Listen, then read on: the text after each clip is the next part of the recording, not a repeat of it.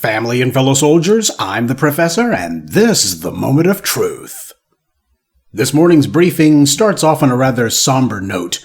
The well-known but controversial so-called cartoonist Scott Adams was pronounced dead yesterday.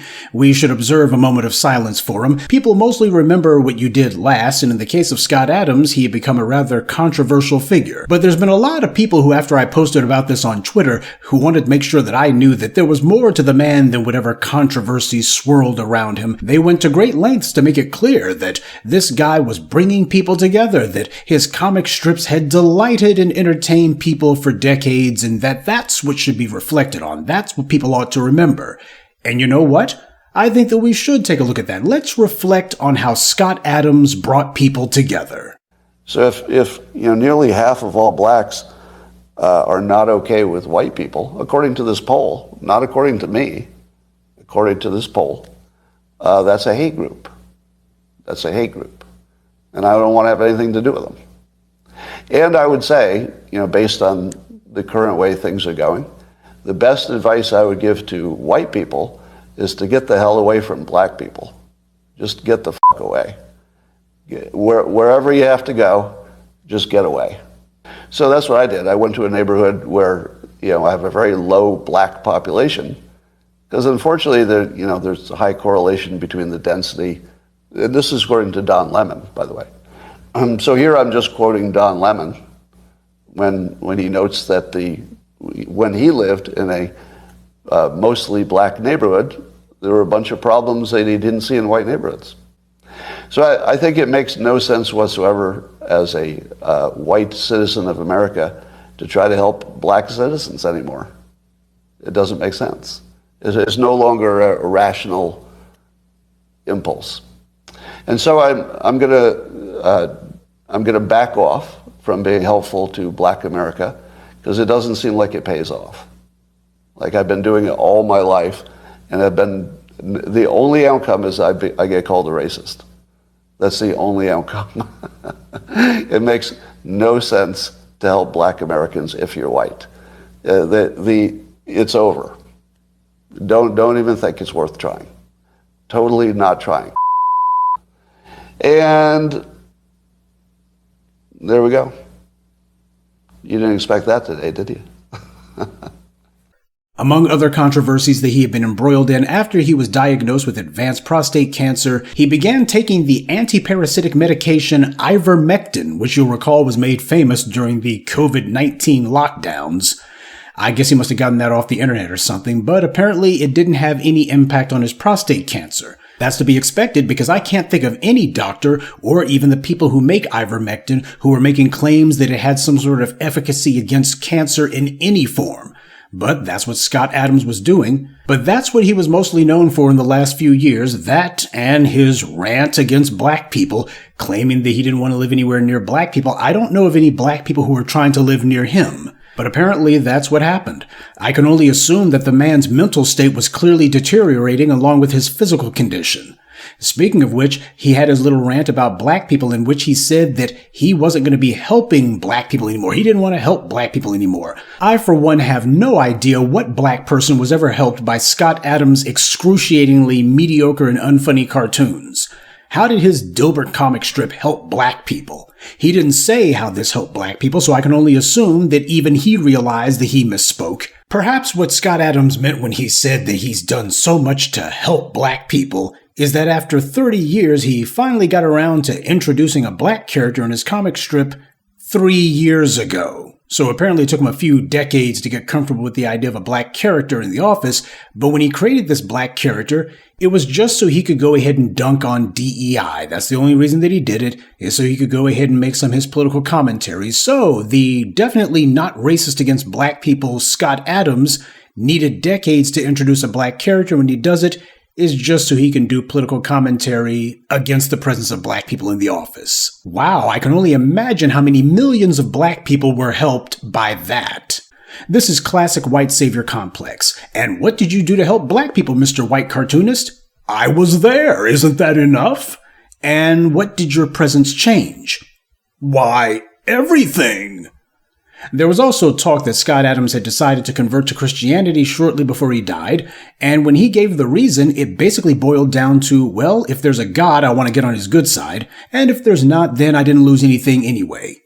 For someone who so many white suburbanites idolized for his take on office culture, he continued to talk like you would expect a mid-level manager somewhere to talk about downsizing half the company's workforce. Well, if the economy gets worse, we'll still get our bonuses because we cut back on employees. And if the economy gets better, then we can always hire them back. But either way, we still get our bonuses. So it's not costing us anything either way. This from the man who a lot of people across America, particularly white suburbia, they idolize this guy as basically doing a great takedown of what they saw as the excesses and the frustrations of office culture, and yet he talked just like those mid-level managers that he was constantly lampooning and ridiculing. But a lot of people are wondering, how did this guy who, at least as the white media crafted his image, was this freewheeling guy with this really irreverent sense of humor, how was it that he just overnight became this mouth-frothing anti-black racist? And the real question is, was it overnight? Was it really overnight? Or had he actually held those views for a long while? He just didn't publicize it because he hadn't been on the internet. Scott Adams was a geek. Not just because he looked like one, but because of the references that he would often use in his comic strips. And the fact that he was such a fixture of American publications for so long begs the question, how could this have happened? Why is the white media always like this? Why is anti-black racism and white geekdom so intertwined? The simple answer is jealousy. This society for hundreds of years has conditioned certain people to think that they're the center of the known universe, and this is reinforced through TV, movies, radio, magazines, books, and comic strips.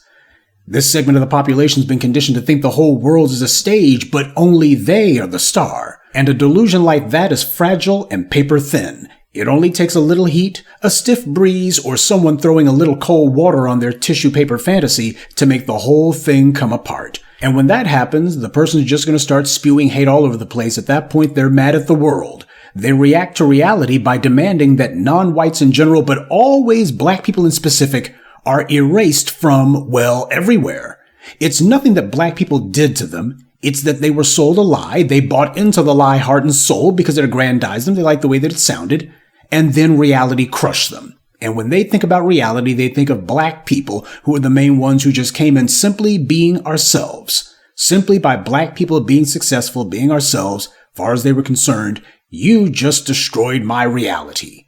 So they attempt to invent imaginary worlds, and in these worlds, their ethno-soloist delusions are real. It's not about whether they enjoy it or not. It's about finally regaining that validation of white exceptionalism that reality, read black people's existence, took away from them. They demand that black people be way in the back, at the very least, and must always be subordinate, buffoonish, anything that reassures them that in this dream world, black people are no threat of ever being competitive.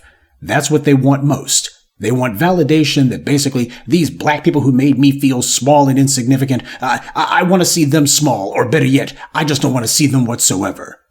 This is how creeps like Ben Shapiro can whine about black characters being in movies and claim that the reason Hollywood doesn't make more black-led material is because, well, audiences just don't want to see it. And then when there's movies like Black Panther and others that dominate the box office, people like him fall silent. When Sinners came out, it performed so well that the scum at the Daily Wire didn't even dare to attack it. So this isn't about box office. It's not about profits. It's about a small but loud contingent of insecure racists demanding that the world accommodate their asinine and absurdly narcissistic demands. And in too many cases, that's exactly what the white media has served to do. I'm sure that there were a lot of black people, particularly those who work in white-collar jobs or who work in an office environment, whether it be in the private sector or the government, who might have thought that Scott Adams cartoons were something that they themselves could identify with. At the very least, they probably thought that they were, in their own way, witty, and were no doubt surprised to find out what this guy thought about them. But I'll bet a number of his most ardent fans in suburbia weren't surprised at all. They were able to read between the lines. They've had more than enough experience from a whole bunch of their favorite creators in media. Whether it be Dilbert or shows like The Office, there's a reason why so many in white society, people who don't even work in offices, identify with these shows and they like them. even without having a personal frame of reference for it. The individuals who make the so-called entertainment that these people watch, they already know how to craft it in such a way where a lot of that stuff, just the very visuals of it, the contrivance of it, speaks volumes without them having to say it openly. But a lot of black people get confused. Why is it they get these individuals who claim to be comedians and claim to be funny men and such, and yet they get seriously racist at the drop of a hat? Well, because that's what they always meant to do. That's what they always meant to be. They understand exactly how the white media works, that it conceals their activity behind certain names, that these guys are not joking at all, but the white media gives them a platform to say all of their seriously anti-black filth. It's the same reason Charlie Kirk claimed that all of his racist remarks over the years were just jokes. That is, up until he finally felt like he had enough clout and enough of a following that he could just come out and say what he really thought and put aside the pretense that he was joking. Like the rest of these media racists, he too had the people who already knew exactly what he was saying, but they tried to pretend like, oh, he's not being racist. Then he started saying Dr. King was a bad guy. At that point, those people fell silent, well, most of them. But Charlie Kirk was an example of somebody in the white media who felt like they no longer needed to keep up any appearances, as fake and feeble and blatantly insincere as those were. See, the people who hate black Americans, they use scorn and ridicule to hide their insecurity and their jealousy. This society was made to aggrandize and glorify them. So when they see black people doing anything that they look at and say, that has merit to it, they're looking to go, wait, stop. We're not supposed to be assigning any value to these people. We're not supposed to want anything that comes from them. When talking about black America, we have a pantheon of heroes. What they hate is the fact that in this historical drama, they're the villains. The reality of black truth just keeps on intruding, and all their escapist feel-good fantasies can't relieve the constant sting of that. Our history, our very existence reminds them what a real hero is. And it's not them. It's ridiculous to take a stance of moral superiority when the proof of moral depravity keeps throwing it in your face. And these white supremacist moral insecurity is most evident when you look at the stuff that they create and call pop culture. Not only are they so desperate to find moral figures of their own that they worship fiction writers, but they're so morally bankrupt they have to worship the inventions of their fiction writers. That's a copy of a copy.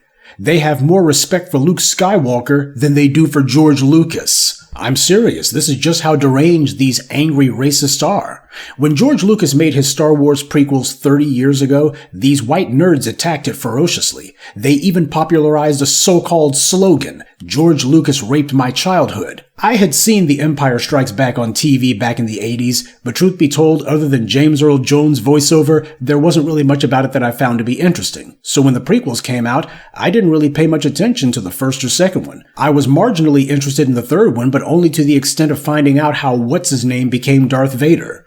Well, for these white nerds, they were calling George Lucas every name in the book, not because his prequels were bad, but because they weren't as entertaining as they wanted them to be. Well, Disney bought Star Wars, and these same white nerds went ballistic at the mere sight of a black stormtrooper. And when Luke Skywalker died, they were ready to riot. I can't tell you how often I'll be looking for video clips on this or that subject, and since I examine these white media companies so closely, I somehow go from seeing video suggestions about some white media executive to seeing videos with thumbnails and titles that were clearly made by some lobotomized 13-year-old with no adult supervision. This is what these white media websites' algorithms promote and push at people. And it's the same on Twitter too. It didn't just start with Elon Musk. This crap was going on from the beginning. I have to take time from other things so I can clean the human sewage out of my Twitter timeline, because you never know when some sawed-off inbred moron will come across one of my posts and then he'll invite his friends to rage spam my comments. That's what's happening right now with the post I made on Twitter about Scott Adams. You know, for a bunch of people who claim that black people are so hypersensitive, these guys sure are thin-skinned. Well, I don't really want to talk about these racist scum, and I certainly don't want to talk to them. That's why I'm not on Facebook. I mean, this crap is like cancer. Ooh, bad timing. It's like so much Nazi propaganda, but it tells me a lot about how empty white culture is, that this is what so many of them lose their minds over. George Lucas became a billionaire off of Star Wars, and people like Scott Adams and Ben Shapiro would sniff his stinking drawers, and yet those same exact people, these white geeks, they would demonize him simply because they didn't like one of his movies, but they wouldn't dare say a word of criticism about a fictional character, Luke Skywalker, no matter what he does or says. These are their heroes. That's the reason why. This is who they worship, because they don't have anything else. We, on the other hand, have actual, real flesh and blood heroes. Everyone acknowledges and emulates them. Hell, David Oyelowo and Idris Elba, John Boyega, Chiwetel Ejiofor, Cynthia Erivo, these people have all made careers out of playing foundational Black American characters, both fictional and historical. And they haven't even scratched the surface of what we've done. We have a rich and storied history, but unfortunately the white media and their bootlick tethers see it as a treasure house to be plundered, strip-mined, and left for dead. These are not separate, isolated things. As I've always told you, nothing happens in a vacuum under white supremacy. White supremacy can take anything and try to pervert it into a tool of anti-black racism.